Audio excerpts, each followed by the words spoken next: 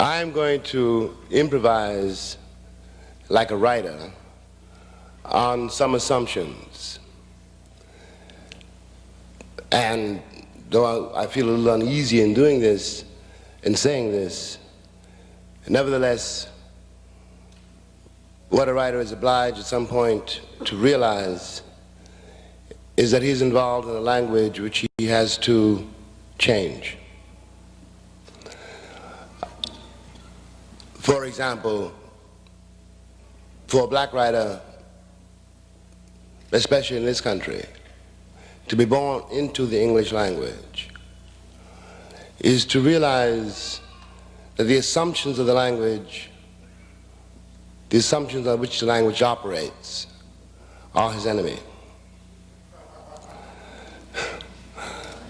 When Othello kills Desdemona, for example, he says, "I threw away a pearl richer than all my tribe." I was very young when I read that, and I wondered about that. Richer than my tribe?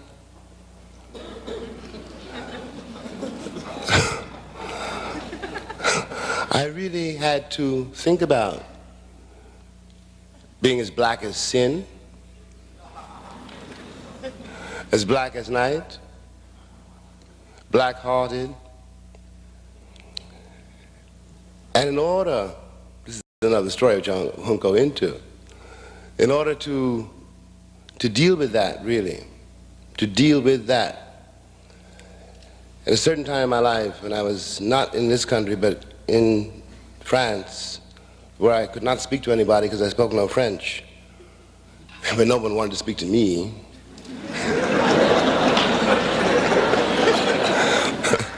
I dropped into a silence in which I heard, for the first time, really heard and began to be able to try to deal with the beat of the language of the people who had produced me. I might have been able to do that here, but in the event I was not able to do it here. I did it far away. And when I was able to hear that music, because when I was young, there were no black writers as models, and white writers could not be models either.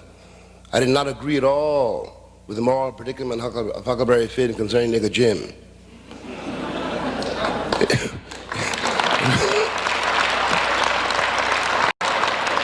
It was not, after all, a question about whether I should be sold back into slavery.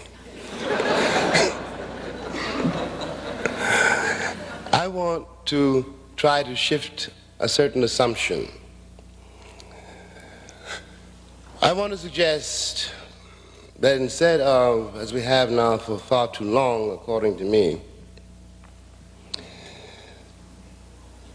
instead of speaking about the civil rights movement, which is an American phrase, which I'm going to go into in a moment, which upon examination means nothing at all. Let us pretend that I stand before you as a witness, and let us pretend that everyone under the sound of my voice is in the same condition. I'm a witness to and a survivor of the latest slave rebellion. I put it that way because Malcolm X and I met many years ago when Malcolm was doing a debate with a very young sit-in student, and Malcolm was a black Muslim, and the radio station called me to moderate this discussion, which I did. I was not needed, I must tell you.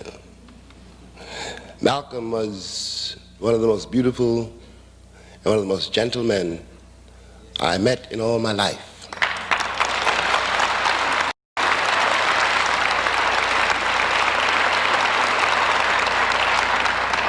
He asked the boy a question, which I now present to you. If you are a citizen, why do you have to fight for your civil rights? If you're fighting for your civil rights, that means you're not a citizen. And in fact, the legality of this country, and I won't further investigate the word legality, has never had anything to do with its former slaves. We are still governed by the slave codes. Now, when I say a slave rebellion, I mean that what is called the civil rights movement was really insurrection. It was co-opted. Now the late J. Edgar Hoover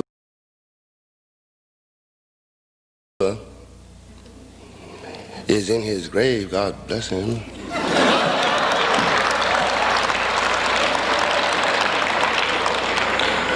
A lot of what I knew and many other people knew during those years, and only a fraction of what we knew during all those years, can now be more or less discussed.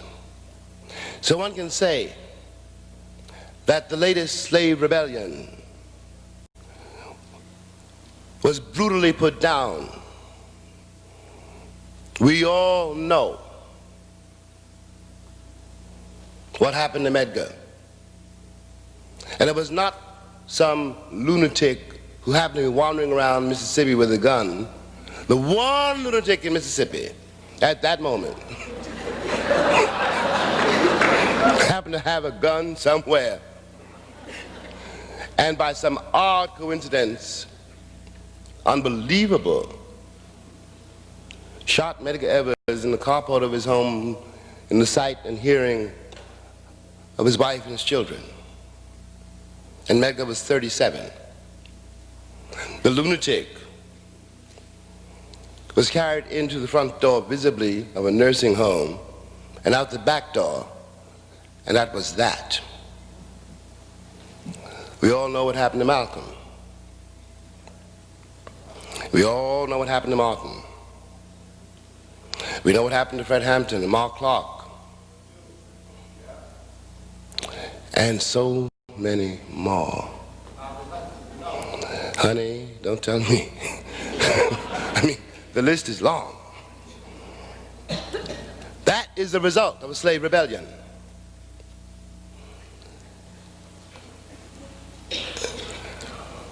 Now, I'm saying that since we are the survivors of it, since we have our children to raise, to save, I'm saying that to say a very brutal thing must be said. Must be said. The intentions of this melancholy country as concerns black people, and anyone who doubts me can ask any Indian, have always been genocidal.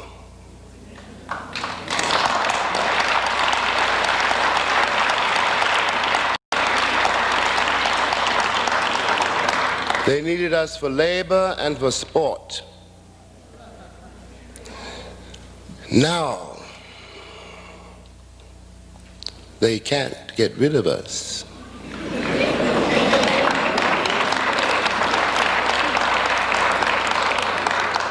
We cannot be exiled, and we cannot be accommodated. Now something's got to give. The machinery of this country operates day in and day out, hour by hour, until this hour, to keep the nigger in his place.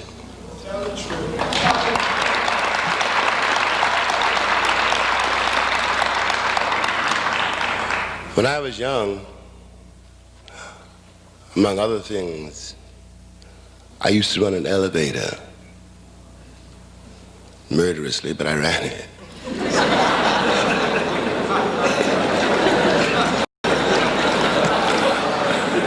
I am not needed to run the elevator no more.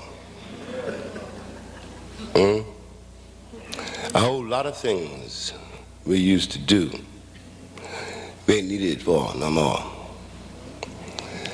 On the other hand, we're here. It is true that this is going to be a difficult summer. In every city in this nation now, black father is standing in the street watching black son. They're watching each other, and neither one of them got no place to go. That is not their fault. It has nothing to do with their value, their merit, their capabilities. There may be nothing worse under heaven. There may be no greater crime than to attack a man's integrity, to attempt to destroy that man. For I know, in spite of the American Constitution, in spite of all the born-again Christians,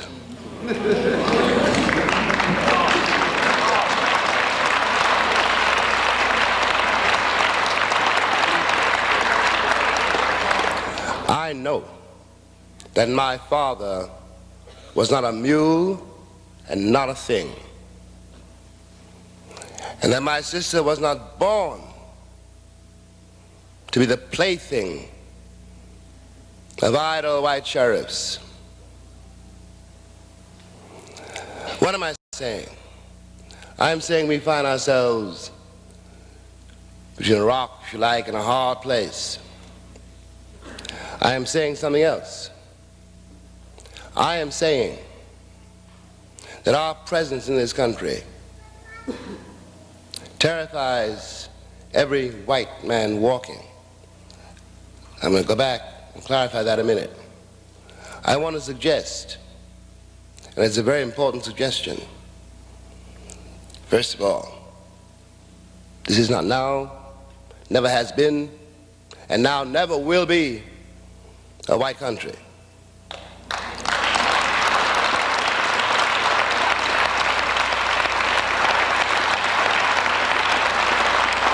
There is not a white person in this country, from our president to all his friends, who can prove he's white.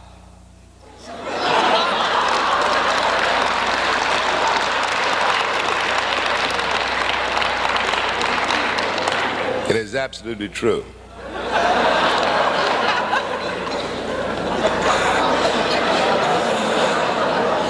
The people who settled this country came from many places, and where they were before they came here was France, England. In France they were French. In England they were English. In Italy they were Italian.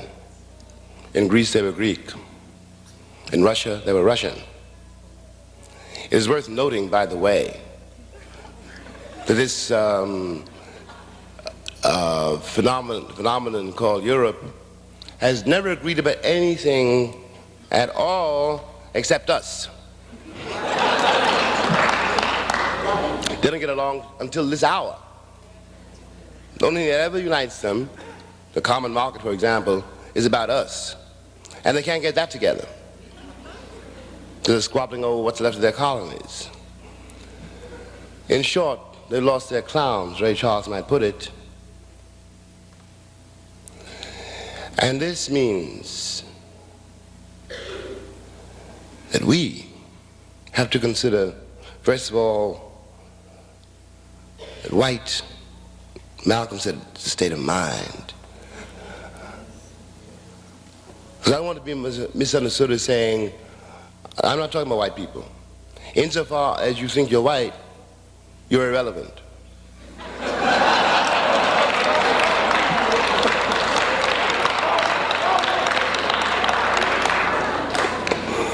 We can no longer afford that particular romance. We are all, in any case, here. I want to point out a paradox.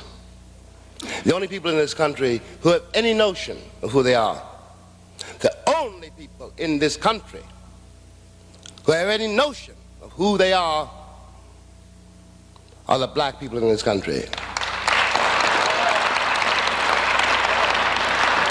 And I will tell you why. When the Italian got here, or the Greek, or whoever, there was a moment in his life when he had to start to speak English, when he became a guy named Joe. And that meant he couldn't speak to his father because his father couldn't speak English. That meant a rupture, a profound rupture. So the son did become a guy named Joe and never found out anything else about himself. We come out of a history, black people in this country come out of a history which was never written down. The connection between father and son, between mother and daughter, until this hour, and in spite of the danger in which we stand, and all that I know is happening all around us every day, we forged ourselves out of this fire. Tell them. And if we could do that,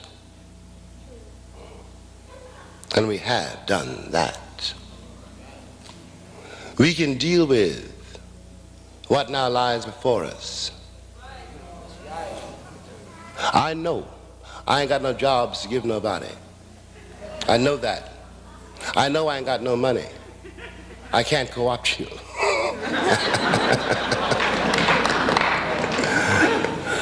I know many things must be done, and I know that I can't do them.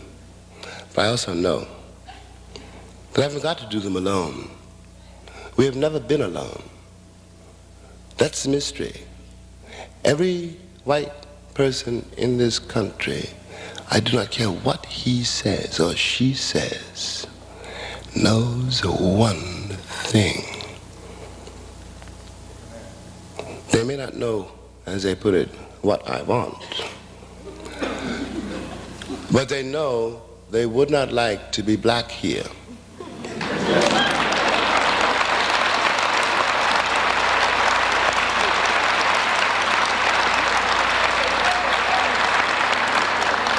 If they know that, they know everything they need to know.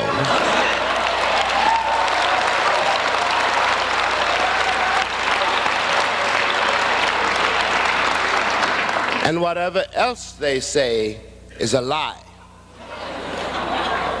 Bear it in mind, children, I mean that. The American idea of progress, when the Americans talk about progress, they mean how fast I become white. And it's a trick bag, because they know perfectly well I can never become white. I have drunk my share of dry martinis.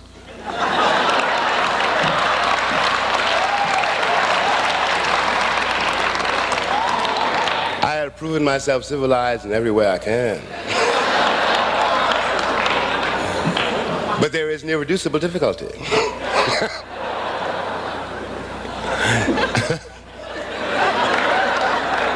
Something doesn't work.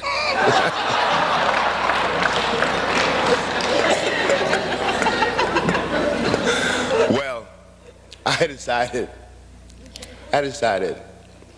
I might as well act like a nigga.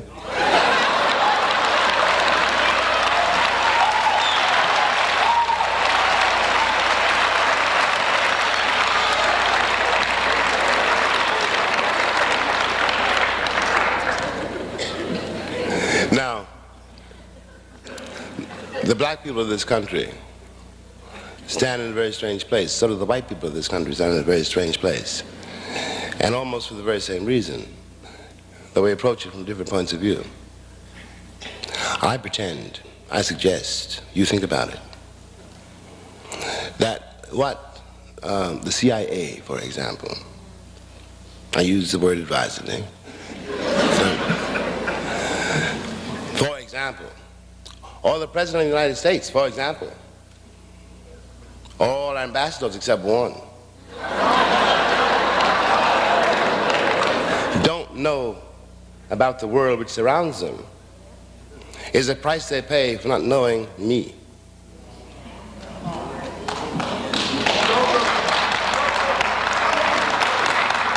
If you couldn't deal with my father, how are you going to deal with the people in the streets of Tehran?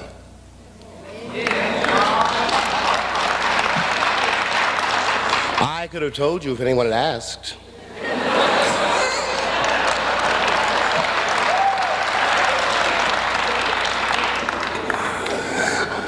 And the fall of the Shah did not in the least astonish me, nor did it make me sad. But this means that the black people of this nation represent for the Western powers. And for the Western powers, for the moment, bearing in mind what we must do to save our children, for the moment, let us substitute the word conspiracy. There is a reason. There's a reason that no one wants our children until this day educated.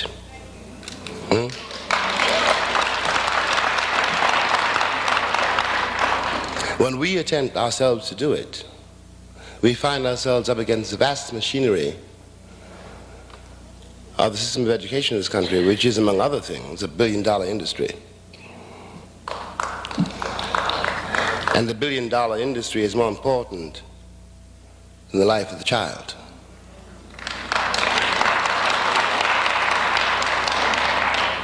Now, I want to suggest, and I want everyone to think about it. I know the machinery is vast, ruthless, cunning, and thinks of nothing, in fact, but itself, which means us, because we are a threat to the machinery. We have lived through, as I suggested, a slave rebellion. We cannot pick up guns because they got the guns. You know, we cannot hit those streets again because they're waiting for us. We have to do something else. Before each slave rebellion, there was something which I now call non-cooperation.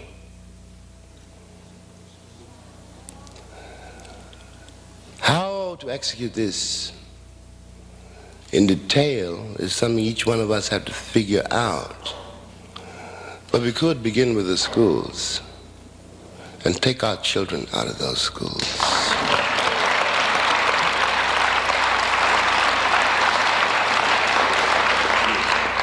Take them off those buses. Everybody knows who thinks about it that you can't change a school without changing the neighborhood, and you can't change the neighborhood without changing the city. Ain't nobody prepared to change the city because they want the city to be white.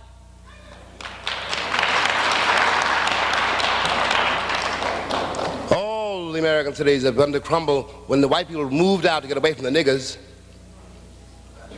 Every crisis in every city is caused by that.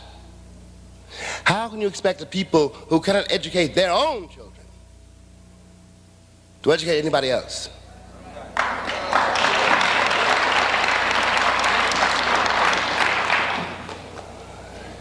This will be, well, contested. Nevertheless,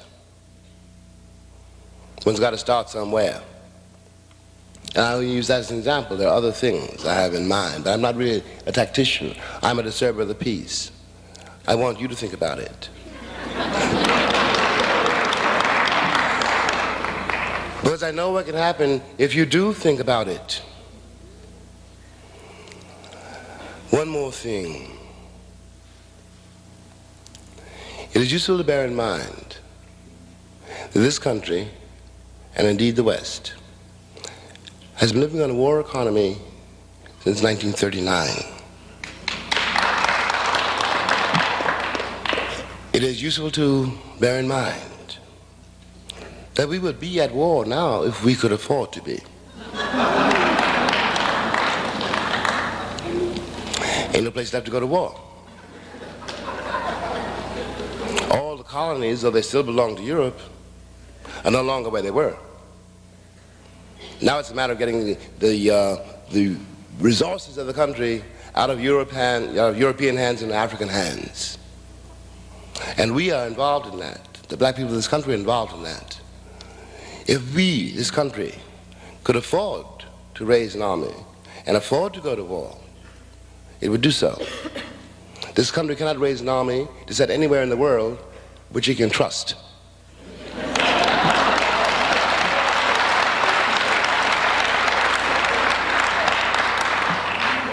So,